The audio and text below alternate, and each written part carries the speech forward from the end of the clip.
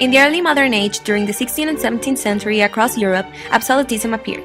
Absolutism was a famous form of government where unlimited complete power is held by a centralized sovereign individual. An important person that represented absolutism was King Louis XIV of France, known as the Sun King, who is considered the model of absolutism. His reign was the longest in the history of Europe. He installed his royal court at Versailles. It was turned into an architectural masterpiece. The enormous Great Hall of Mirrors contained a ceiling with allegorical paintings of Louis' victories. Versailles was soon considered a reflection of French genius, but yet most of the people had different opinions of how it was to stay there. His most important accomplishment was the creation of a powerful merchant marine to carry French goods. The French merchant navy increased from 18 unseaworthy vessels in 1661 to 276 in 1681. A number of factors contribute to the rise of absolute monarchies in Europe in the 17th and 18th centuries. In the first place, the disorder, anarchy, and the confusion which prevailed in Europe during the medieval period. As a result of crusades, the rulers and nobles of Europe came in contact with the East, where absolute monarchy was a common form of government. The most alarming crusade was the Children's Crusade, in which only one of 30,000 French children survived,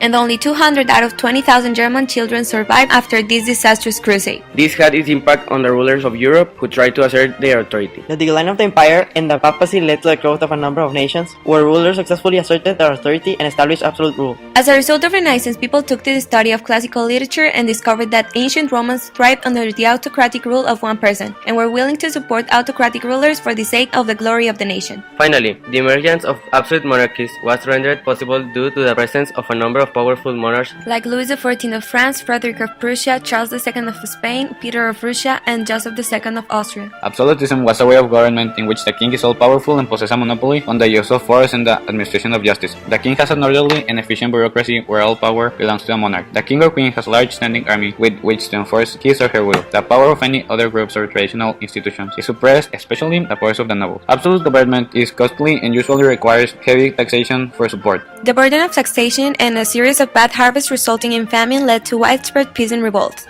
Statistics indicate that as much as 1/10 of the population died. Absolutism was justified by the theory of the divine right, in which the king was said to be chosen by God. Absolutism opened the way for the Enlightenment, that would later appear in Europe, which was a cultural movement of intellectuals. Absolutism threatened the power and status of the noble class, and also led to civil wars. Some rulers were very superstitious about witchcraft. 75% out of the 100,000 people they killed and tortured were women. The rulers were corrupted and there was inequality of power. In France, it centralized the government that led to the French Revolution, made them a stronger standing army in Europe, and it also caused to have a better economy. In England, they were able to make the English Bill of Rights. It had many bad effects for the European people, however. Civilians lost their say in public matters, and in some cases, it almost led to the downfall of some nations.